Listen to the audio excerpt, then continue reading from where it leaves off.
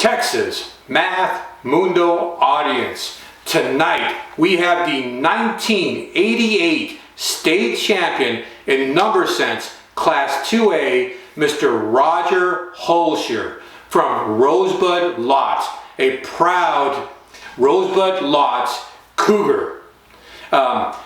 Mr. Roger Hoelscher, right ahead. Let me take a moment and ask you that if you enjoy this material, please take a moment and subscribe and hit the notification bell. Also, smash that like button and make a comment below. Mr. Roger Hoelscher, number sense state champion 1988, right ahead. My name is Saul Cantu, and this is Texas Math Mundo.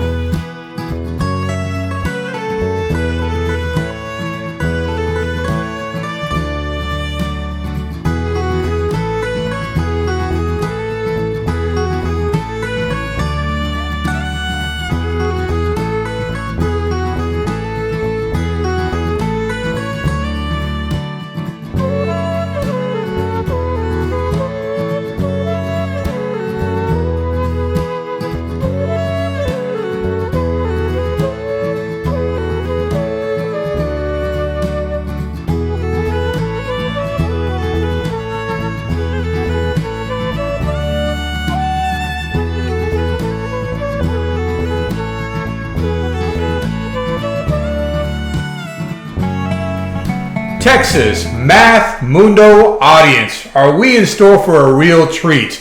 Today we have the 1988 state champion, Class 2A in number sense, from Rosebud-Lott High School, Mr. Roger Hoelscher. Welcome, Mr. Roger Hoelscher. Well, thank you, sir. Nice to be on. Oh, I'm so happy you're here. I'm so happy you're here. I love it when we get state champions and you can share your perspective. Thank you for being here. I appreciate it. I appreciate it. Mm-hmm. So, Rosebud-Lott High School. What's the mascot? Cougars. So you're a proud Cougar. Yes, sir. All right. So how are you doing? I'm doing well. Finished my 29th year of teaching, actually all at Rosebud-Lott High School. You're teaching at Rosebud-Lott High School? That is correct. Wow, all this time. So you're a Rosebud-Lott Cougar through and through. Yes, sir. Oh, that's awesome, man. That's awesome. I love that. So that's your career. You teach at Rosebud-Lott High School. That's so awesome. Yes. So when you're not teaching, what are your hobbies and your interests? I definitely like sports. Still anything with math interests me. Weather, which has, I guess, a lot of math in it. Do enjoy walking. Used to enjoy running a little bit more, but more walking and exercising. Oh, okay. So you stay active. You stay fit. I try to. It's important for a well-balanced life. Yes, sir. Absolutely. So, 1988 number sense state champion. I'm glad to have you here. I was going to ask, so where are you from, born and raised, and what's your cultural heritage? I was born in Rosebud, Texas, but grew up in the Rosebud-Lott area between Travis and Westphalia, Texas, basically in the country, very rural. Heritage is German on both sides. Okay. So where would that be located for somebody who's not familiar with the state, relative to big cities? The Rosebud-Lott High School is about 30 miles south of Waco on Highway 77. I guess you could say it's northeast of Austin by about 90 miles. Okay. Now, northwest of College Station. We're kind of in that middle of that Baylor, UT, A&M area. Okay. So tell me about Rosebud, man. What kind of community is it? It's diverse, but it does have a lot of rural, and of course the cities are both, Rosebud and Lott are both fairly small, but a lot of rural area, farmland. All right, small town living. Yes. I bet you it's a pretty country. I bet you it's pretty. Oh, definitely. So, when did you realize that you had a talent for mathematics? When did that happen? I would almost say back to probably like right before school time, playing dominoes with my father. I don't know if I'd been I hate to say 4, but maybe 5 years old or 6, playing straight dominoes, counting by 5s, those type of things. Oh, so you're a domino player. Yes, sir. Hey, we got to play a game one day. That's a lot of fun. Yes, sir. That's a lot of fun. Wow. So playing games like that you that kind of revealed to you that you were kind of skilled with the numbers. Yes, it did. Oh, wow. And did that translate into like your elementary school years? And were you always top of the class? Yeah, I was always pretty high up in the math then, probably a grade level head or so. Okay. So what was your introduction to competitive mathematics? When did you start competing? How did that happen? I guess it would have been number sense in 7th grade. I might have done spelling. Maybe we had that in, I guess maybe in the intermediate 5th or 6th area, but I remember doing number sense, starting in 7th grade. Oh, okay. Now, was that like a high school? I mean, you're a middle school teacher? Yeah, just junior high as Carol Stock. She taught me all the way through with the number sense, but she was my 7th and 8th grade math teacher, if I remember correctly. Okay. What was her name again? Carol Stock. Okay. S-T-O-C-K. Awesome. And she had a little team and I going? taught her sons as well. Oh, really? Teaching her sons, yes.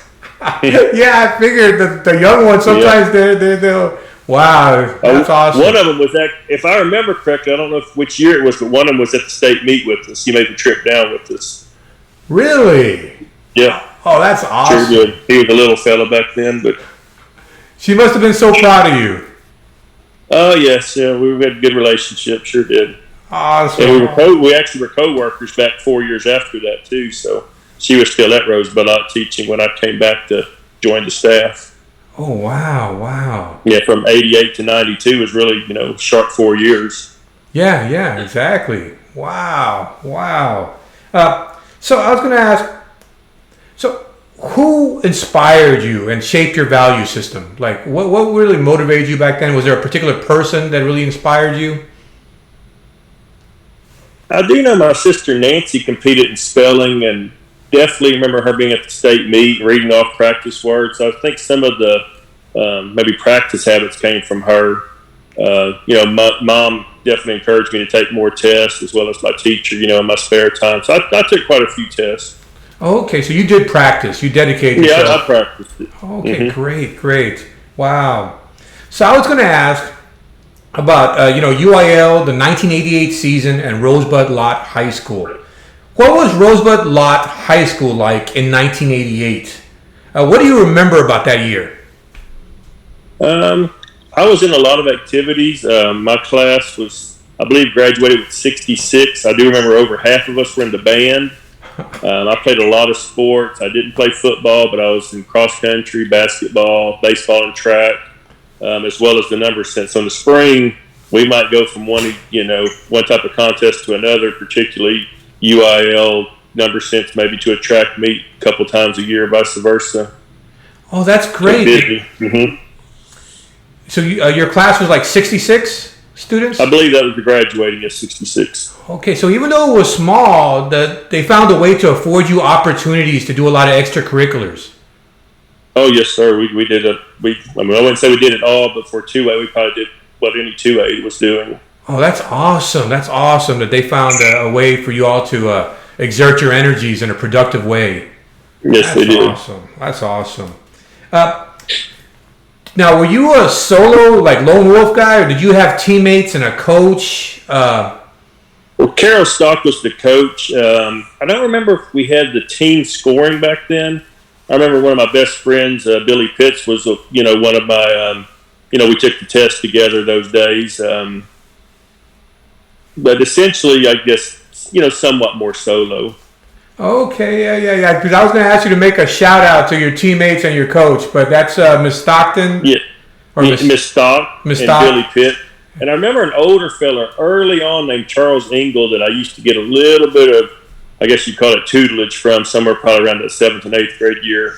I guess he was the, kind of an elder statesman of the area that was a strong teacher, math man. And I'm sure he's long passed away, but I did get some information from him as well. Okay, I love it when we take a moment to recognize those who played a part in our journey. That's awesome. Yes, sir. That's awesome. So did you go to many tournaments in those days? Just think probably 6 or 7 invitationals. I mean, we went almost once a week probably in that framework up before district, regional, state. Oh, that's great because, it takes, an adult has to organize that. Somebody has to care about making the team, go. So that's awesome that they did that. Great. Yes, they did. And what were your study habits back then? How did you prepare? For the number sense in general? Yes. I think I had a lot of gift of quick computations, and I think I even used those kind of through some of the sports I would do and follow, and just kind of, do that on the fun side. And then, of course, I would take, 10-minute tests off and on parts of the year for sure, the more important parts definitely, but just practice and then having fun with numbers in general. Yeah. So was number sense the only academic event you did, or there's a calculator applications also? I believe it was only number sense. I don't remember when they got like either the calculator or the math contest, or maybe it was at our side school. But honestly, I remember only being in number sense. Yeah, because mathematics actually did not start till 1991. So there was no math in 1988, but there was a calculator competition. I was thinking so, and I don't remember doing that. If I did, it wouldn't have been at the the qualifying levels or rounds. I actually like, probably with numbers, because I like to not have the calculator, if that makes any sense. So, that does make sense. It makes all kinds of sense. I don't really think I took that one.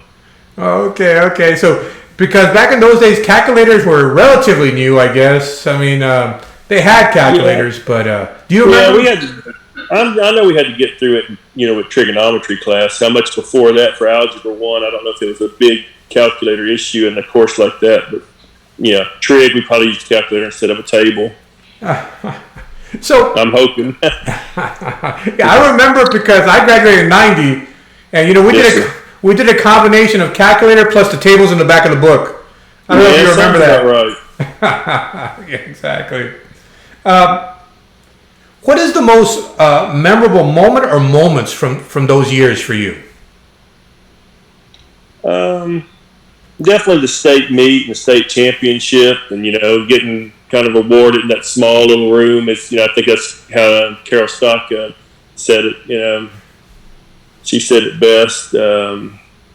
Just and then the invitationals, and just kind of realizing you're taking the number sense test here, and then hour away you're going to run at a track meet, and like I said, vice versa. Just some of those days, maybe even a baseball tournament. I can remember doing that at least once. And I'm going to say this one. I can remember being at the regional.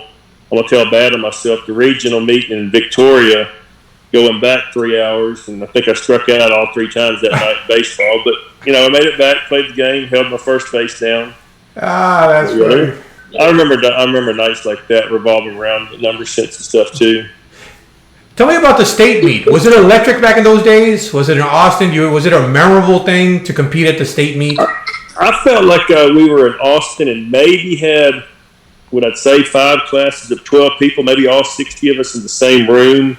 And I was always, my strong suit was being fast, maybe more so than accurate, doing a lot of questions, being able to look ahead and say, maybe I can skip 1 or 2. I know what I'm doing the next 3 or 4.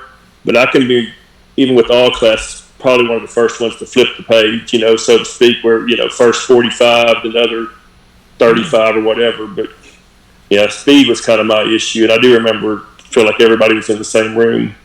Wow. Okay. Wow. So, you're number one, state champion. How does that feel? How does it feel to be a state champion? Yeah, kind of what we mentioned before a little bit. It's like something they can't take from you, Yeah, it'll always be there for 1988. Do your colleagues know that you're a state champion? Like, you're. I think it probably slips a little bit over time. Maybe some of the earlier ones did. One of my cousins, he coached one of my assistant basketball coach early on, and he always tells the story like if somebody says something that I was hit. I won state and actually set a record in track and field. Well, he also reminds them, he also won state in the UIL event. So it's like, sometimes they get more recognized for the track than the academic part. So you were a state champion in track and field?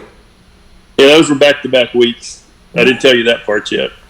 Really? That was still with my teacher. She's like, well, you got recognized in a little small room, at the academic meet, but then in track, we were still running at I can't even, Memorial Stadium or whatever, the Longhorns played in with the big track and the one that they still play football in now with thousands and thousands of people in it. Those were a week apart.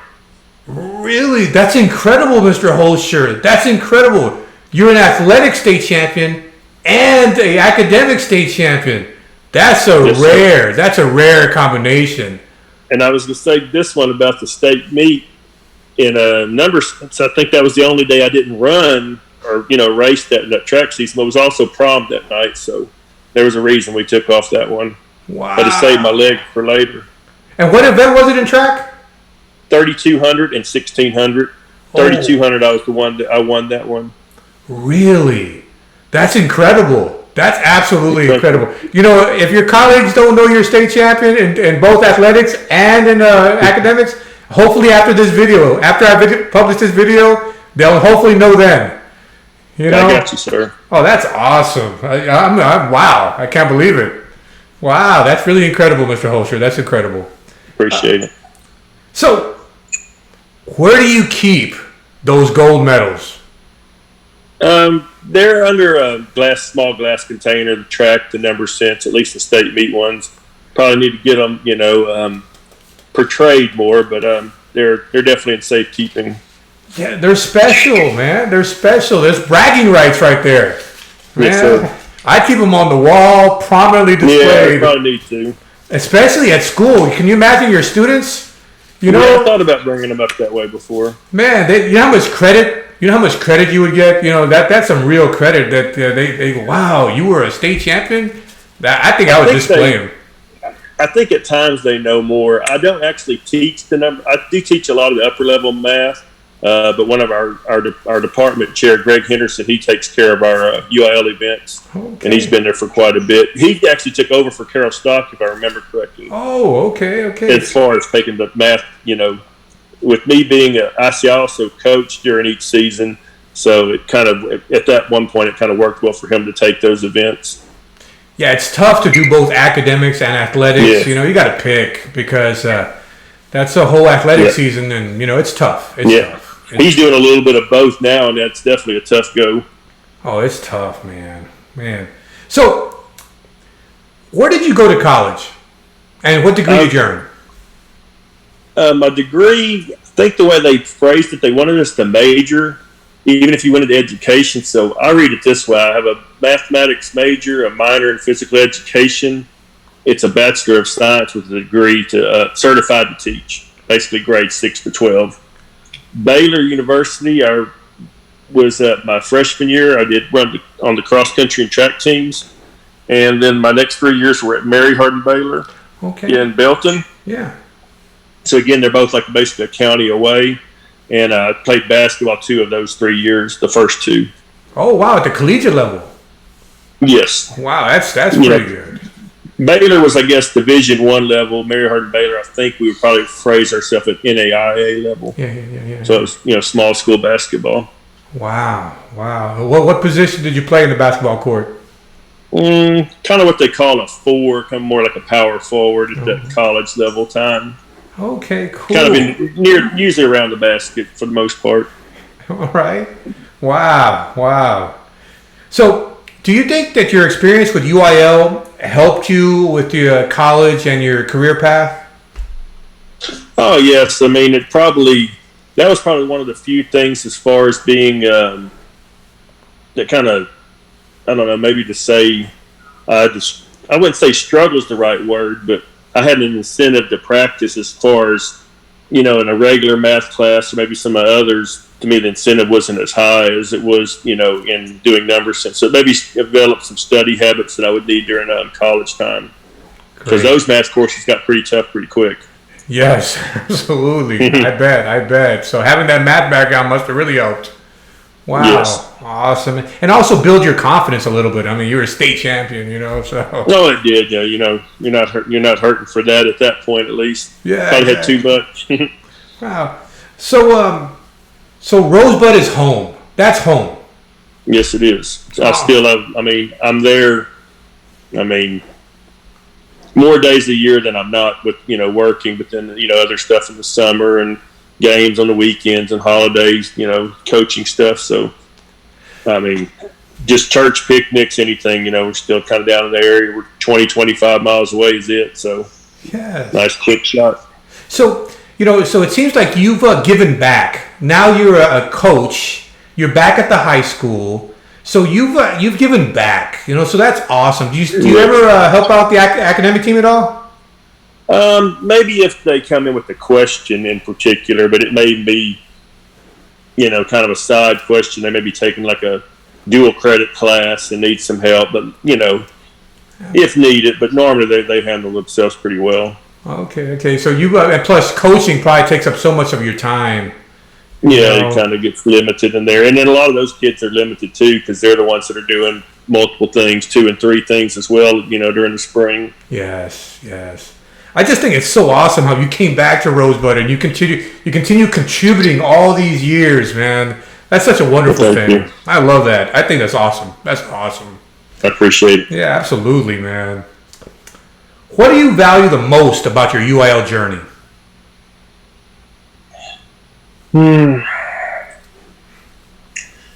Probably the most was just, I guess, because I probably at some point there knew I would be in education and just having the teacher and the mentor that Carol Stock was. And, and then obviously went back and did a lot of that, for 29 years, a little bit different role. But, every class day is basically what, we were doing, one-on-one back then.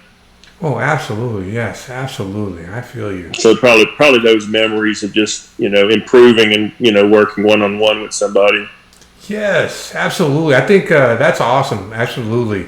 And, it gives you a goal. It gives you a structure, athletics and academics. It gives you something to work towards. I love it. I agree. Yes, sir. So this one's important because, hopefully this video will be out for decades and, young students come across this video and they'll see you the state champion, and now not only in academics but also in athletics. So you're both sides of the coin. That's so awesome. So if a kid does come across this interview, this is your chance to give him some advice. What kind of advice would you give a youngster who comes across this interview? Don't set any limits. I mean, no matter what class, school you come from, where you come from, socioeconomics, race. I mean, you can get to the points in your life that you want to get to. Education and an extracurricular, are a perfect match to get you those things. Don't set any limits, right? Just keep on working. I'm with you. I'm with you. That's some great advice, Mr. Hoelscher. I love that message. So what does the future hold for Mr. Roger Hoelscher, state champion in academics and in athletics? I'd say I definitely have a few more years in education. I hit the potential retirement already, but with kids still trying to go through school and and still enjoy it enough that I'm going to keep going back. After that, it could be a lot of tutoring. Stay in the math field. Maybe work some part-time. Might be, something tutor-wise like athletics, train distance runners, work with basketball players. But I'm pretty sure it'll be something involving similar work that I've done my whole life. Staying busy. Yes, sir. Keep moving. I hear you. So maybe get to exercise a little bit more, enjoy that part, get outside. Yes, absolutely. So, do you have any parting words or final thoughts as we conclude this interview? I think you're doing a great service here. I'd like to catch up on some of the ones that you did. I appreciate you searching me out for 33 years past and getting to relive some of that experience tonight. And hope it helps some of the children and young gentlemen and women in their futures as well. Thank you. UIL is such a beautiful Texas tradition. And you have your part, not only athletics, but academics. So you're part of that chain of champions, so I just think it's so awesome because when I look at the archives, It's just some name. But now that you're in the interview, I got a face, I got a personality, I got a human being that people can connect to now. So I just think it's so beautiful. That's why I'm so appreciative that you grant this interview, so that you're no longer just some obscure name in the record books. You're actually a human being. You come alive for kids. So I'm so happy. I'm so happy. Thank you, sir. So here's the deal. I'm in Houston. If you ever come by Houston, saying you got my phone number now, give me a call, man. Let's go get some tacos, a lunch, chit chat. I love this stuff. You know what I'm saying? So if you're ever in Houston, well, I do thank you for the offer. We'll keep that in mind if I get that way. Oh, absolutely, buddy. Absolutely. So I really appreciate that. And I thank you for everything. And I wish you the best of luck. And take care, okay, buddy? I appreciate it. Thank you and good luck as well. Farewell. All right, bye-bye. Wow, what a great perspective provided by Mr. Hoelscher. I really enjoyed that. Not only was he an academic champion, but an athletic champion from 1988. He provided such a great perspective, and it was such an enjoyable conversation. I really enjoyed that. And if you enjoy this sort of content, please take a moment and hit the subscribe button and the notification bell. Take a moment and smash that like button and make a comment below. I really appreciate your support. I hope to bring many more great things to this channel. Thank you very much. My name is Saul Cantu, and this is Texas Math Mundo. Farewell.